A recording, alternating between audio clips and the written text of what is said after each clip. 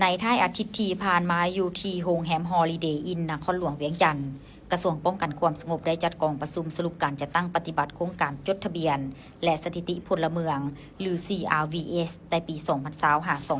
2025-2026 โดยการเป็นประธานร่วมของทานพลตรีคอนสวรรค์สมภาไสยกรรมการศูนย์กลางพรรครองรัฐมนตรีกระทรวงป้องกันความสงบมีทานมานัฟวัตตะไลหัวหน้าทีมแผนการโครงการจดทะเบียนและสถิติพลเมืองมีห้องหัวหน้าคณะจัดตั้งศูนย์กลางพรรคห้องรัฐมนตรีหัวหน้าศูนย์จากบรรดากระทรวงแขวงนครหลวงนครเมืองธนาคารโลกองค์การจัดตั้งสากลคู่ร่วมพัฒนาพร้อมด้วยแขกถือเสริญเข้าร่วมในกองประชุมทานพลตรีคอนสวรรค์สมภาไสยกรรมการศูนย์กลางพรรคห้องรัฐมนตรีกระทรวงป้องกันความสงบได้มีคำเห็นกล่าวเปิดกองประชุมในครั้งนี้ว่าเวียกงานจดทะเบียนและสถิติพลเมืองแม่นเวียกงานหนึ่งที่มีความหมายสำคัญย้อนเป็นสิทธิและผลประโยชน์ของพลเมืองพรรครัฐบาลได้เอาใจใส่และถือเอาเวียกงานดังกล่าวเป็นหน้าที่อันรีบด่วนและจำเป็นจึงได้กำหนดวิสัยทัศน์และวางคาดหมายสู่ชนเพื่อบรรลุเป้าหมายคือวิสัยทัศน์ฮอดปี 2030 สิทธิของพลเมืองมีการรับประกันด้วยการคุ้มครองรัฐตามกฎหมายที่ศักดิ์สิทธิ์ยุทธศาสตร์แห่งชาติ 2016-2025 พลเมืองลาวในเกณฑ์อายุได้สำเร็จการศึกษาขั้นมัธยมต้นประชาชนได้รับการบริการด้านสาธารณสุขที่มีคุณภาพอย่างทั่วถึงและมีอายุยืนเฉลี่ยสูงกว่า 73 ปีกำลังแรงงานได้รับการพัฒนาทางด้านปริมาณและคุณภาพและเป้าหมายการพัฒนาที่ยืนยงสนธิสัญญาว่าด้วยสิทธิเด็กสิทธิมนุษย์และอื่นและฮอดปี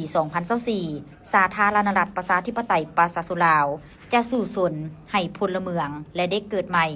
ได้รับการจดทะเบียนมีใบยั่งยืนการเกิดเป็นทางการอย่างน้อยให้ได้ 70 ส่วนห้อยระบบการจดทะเบียนและสถิติพลเมืองมีความจำเป็นสำหรับการปรับปรุงการกำหนดเป้าหมายการสนองการบริการเคียงคู่กับการหับไส้จุดประสงค์พื้นฐานในการให้สถานะตามกฎหมายและสนองเอกสารที่เกี่ยวข้องเพื่อพิสูจน์สถานะการจดทะเบียนพลเมืองที่เชื่อมโยงกับระบบการคุ้มครองเอกลักษณ์ส่วนบุคคลยังอำนวยความสะดวกให้แก่การเข้าถึงการบริการทั้งสังคมและทางการเงินนอกจากนั้นการเก็บกำและวิเคราะห์สถิติอย่างเป็นระบบเกี่ยวกับเหตุการณ์สำคัญในชีวิตพลเมืองเช่นการเกิดการเสียชีวิตการแต่งดองการหย่าร้างและการเอาเด็กเป็นลูกเลี้ยงแม้นมีความสำคัญต่อกับการวางแผนและการติดตามบรรดาแผนงานในระดับชาติและระดับท้องถิ่นนอกจากนี้ก็เพื่อจะตั้งปฏิบัติคำมั่นสัญญาอื่นของสาธารณรัฐประชาธิปไตยประชาชนลาวต่อภาคพื้นและสากลเป็นต้นสนธิสัญญาว่าด้วยสิทธิมนุษย์สิทธิเด็กสิทธิของพลเมืองสิทธิทางการเมืองการปกป้องแรงงานและครอบครัว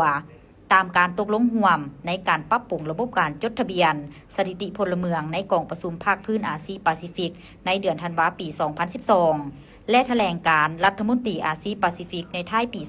2014 ฮอดปี 2030 รัฐบาลสาธารณรัฐประชาธิปไตยประชาชนลาวจะสู่สนให้พลเมืองทุกคนและเด็กน้อยเกิดใหม่